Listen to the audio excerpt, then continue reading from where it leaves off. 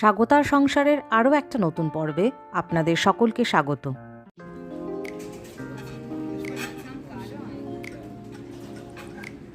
আজকে আমরা আমাদের বাড়ির সামনের মলটা একটু এসছি।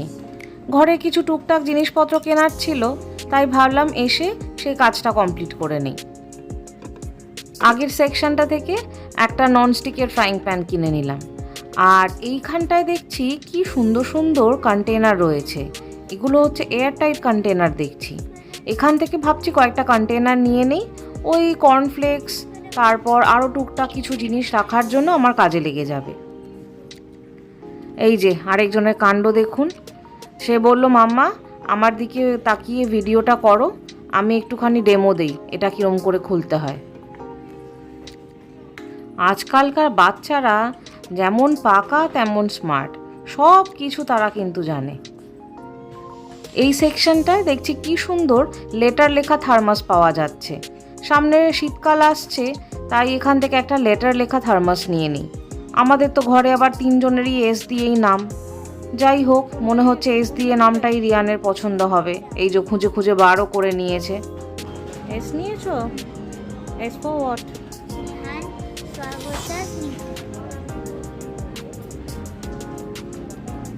দেখি একটু দেখাও এসটা।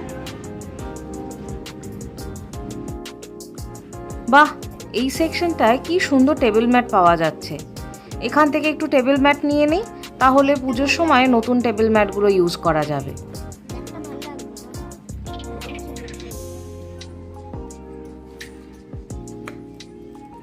এইগুলো দেখে মনে হচ্ছে নোংরা হয়ে গেলে পরিষ্কার করতেও বেশ সুবিধা হবে।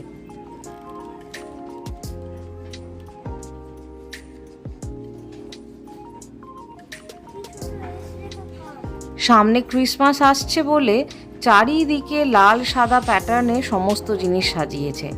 আর ক্রিসমাস ট্রি সাজানোর জিনিস তো চতুর্দিকে রয়েছে। এই যে এই বাসনগুলো কি সুন্দর দেখতে লাগছে, তাই না? সবকটা বাসনই লাল সাদা কম্বিনেশনে রেখেছে। এই যে এটা যে দেখছেন, এটা হলো আসলে কেক রাখার পাত্র। কেক বা অন্যান্য যে কোনো খাবার প্লেটটার মধ্যে রেখে আর ওপরে এইটা দিয়ে ঢাকা দিয়ে রাখতে হয়।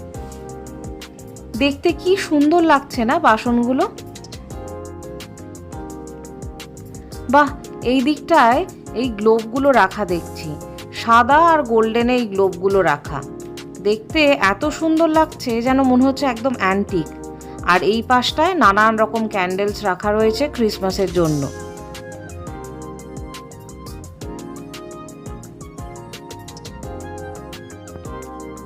এই দিকের সেকশনটাতেও দেখছি ক্রিসমাস ট্রি সাজানোর জন্য নানান রকম ডেকোরেটিভ আইটেম এখানে রেখেছে। দেখেই মনে হচ্ছে যেন সমস্ত কিছু কিনে নিয়ে বাড়ি যাই। আসলে আমার ঘর সাজানোর জিনিস দেখতে বা কিনতে এত ভালো লাগে, চতুর্দিকে যাই দেখি মনে হয় যেন কিনে নিয়ে ঘরে গিয়ে সাজাই। এই পাশটায় আবার কি সুন্দর ছোট ছোট কাঠের বাড়ি সাজানো রয়েছে।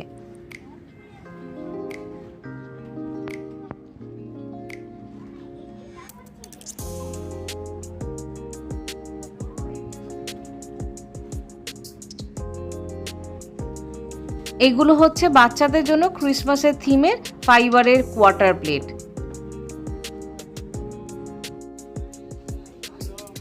আমাদের যে সব টুকটাক জিনিসগুলো দরকার ছিল সবই মোটামুটি নেওয়া হয়ে গেছে। ও, এবার মনে পড়লো ঠাকুরের জন্য একটু মোমবাতি নিতে হতো। এই মোমবাতির বাঞ্চটা নিয়ে নিলাম, অনেক দিন চলে যাবে আমাদের। এবার আমরা আস্তে আস্তে যাব বিলিং কাউন্টারের দিকে।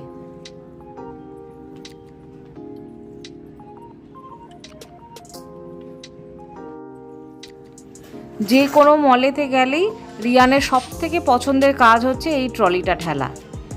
ওর এই ট্রলিটা ঠেলতে এতটাই পছন্দ, যেখানেই যাই না কেন, সে সবজি কিনতেই হোক বা ঘরে অন্যান্য জিনিস কিনতেই হোক, ও সবার আগে ট্রলিটাকে হাতে নিয়ে সেটা নিয়ে ঠেলতে শুরু করবে। ওটাতেই ওর আনন্দ।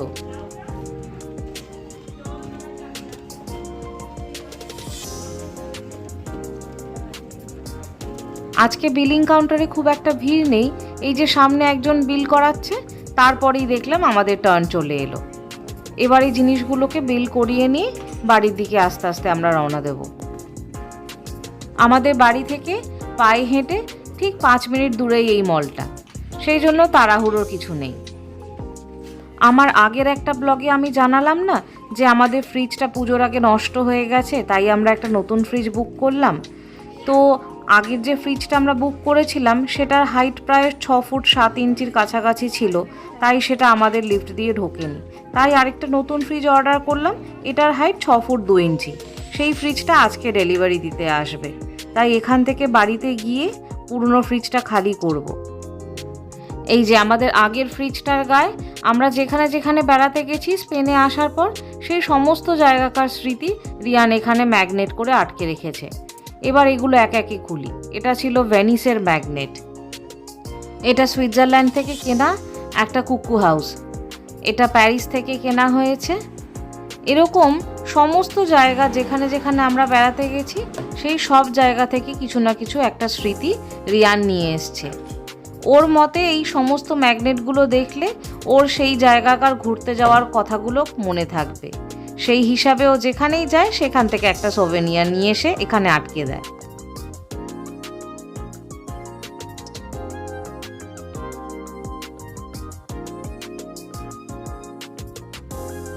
অনেক দিন ধরে এই জায়গাটায় ফ্রিজটা ছিল, তাই সেভাবে তলাটা তো পরিষ্কার করা যায় না সরিয়ে, তাই অনেক দিন এই জায়গাটা পরিষ্কার হয়নি। এখানটা ভালো করে মুছে নিই যাতে নতুন ফ্রিজটা আসার আগে এই মেঝেটা ভালো করে পরিষ্কার হয়ে যায়। ফ্রিজের আউটসাইডে যে প্যাকিংটা থাকে সেই প্যাকিংগুলোর জন্য এই ফ্রিজটার হাইটটাও অনেকটাই বেশি হয়ে গেছিলো। মানে এই ফ্রিজটার হাইট হচ্ছে 6 ফুট 2 ইঞ্চি, আসলে আরও 3 ইঞ্চির প্যাকিং হওয়ার জন্য এটার হাইট হয়ে দাঁড়িয়েছিল 6.5 ফুটের কাছাকাছি। তাই ওরা বাইরে ওই প্যাকিংগুলোকে সব খুলে নিয়ে আস্তে আস্তে ঠেলে ফ্রিজটাকে রান্নাঘরে ঢুকিয়ে দিচ্ছে।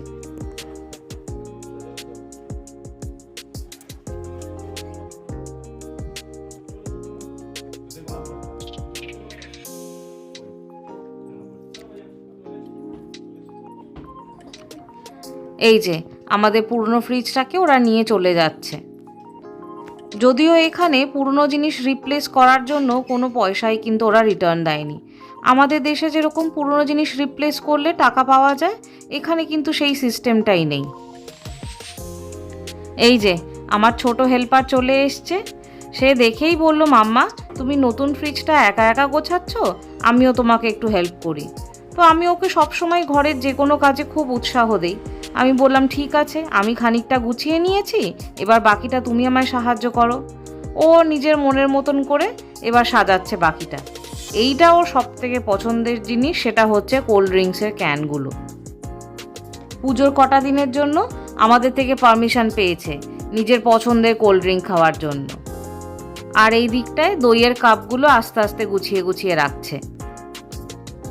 বাচ্চাদের যদি ছোট থেকেই এরকম ঘরের টুকটাক দৈনন্দিন কাজের একটু উৎসাহ দেওয়া যায়, তাহলে কিন্তু ওরা খুব ছোট থেকেই এই সব কাজগুলো খুব সহজেই শিখে যায়।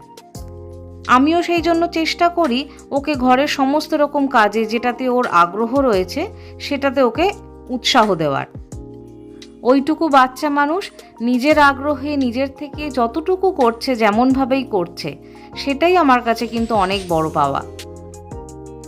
আমি আমার আগের একটা ভিডিওতে আপনাদের সাথে শেয়ার করেছিলাম যে আমরা মিডিয়া মার্কেটে গিয়ে আমাদের ঘরের জন্য বশের একটা ফ্রিজ পছন্দ করলাম আর সেটাই বুক করে দিয়ে এলাম। কিন্তু তারপর সেটা যখন ওরা ডেলিভারি করতে আসলো সেটা তো ঢুকলো না হাইটের জন্য, তাই জন্য এই এলজির মডেলটা আমরা পছন্দ করলাম। তো আমাদের এই এলজির মডেলটার ওপর সেদিনকের যে অফারটা ছিল সেটা আর পেলাম না, যার ফলে এটা হাইটটা একটু কম হলেও এর দাম কিন্তু আমাদের একটু বেশিই পড়লো।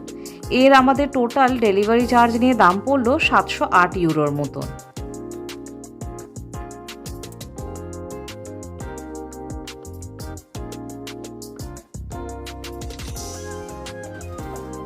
না ধরবে না, নিচের বাস্কেটটা ভেজিটেবল বোর্ড করে দাও, ওখানে রাখো। হ্যাঁ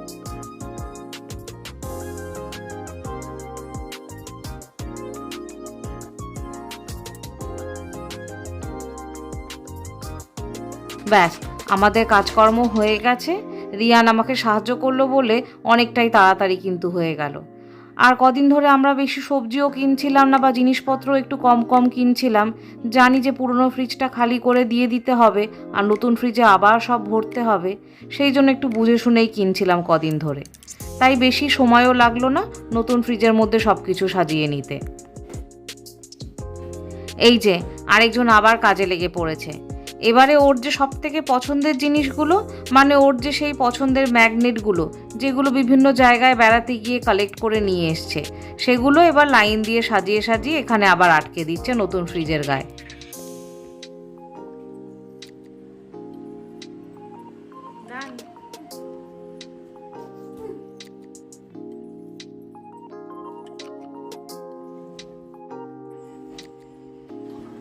বাহ, লম্বা করে ওপর থেকে বেশ সুন্দর সাজিয়েছে কিন্তু।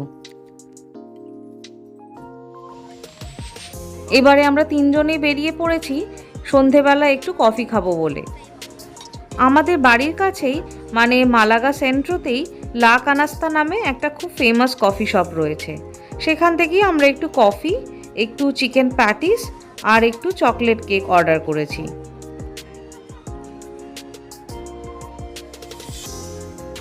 এই যে রিয়ান কেমন চেয়ারের ওপর পা তুলে বসছে, এর কিন্তু একটা বিশাল বড় কারণ রয়েছে, দাঁড়ান দেখাচ্ছি।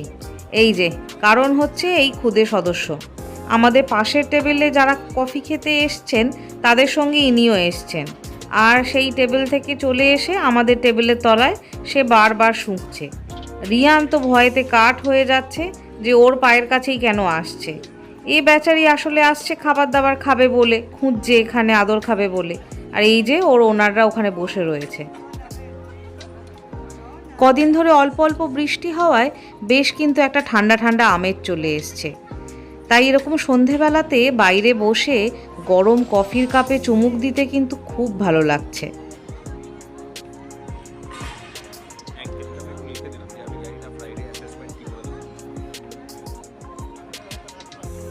আজকের ব্লগটা তাহলে এখানেই শেষ করছি।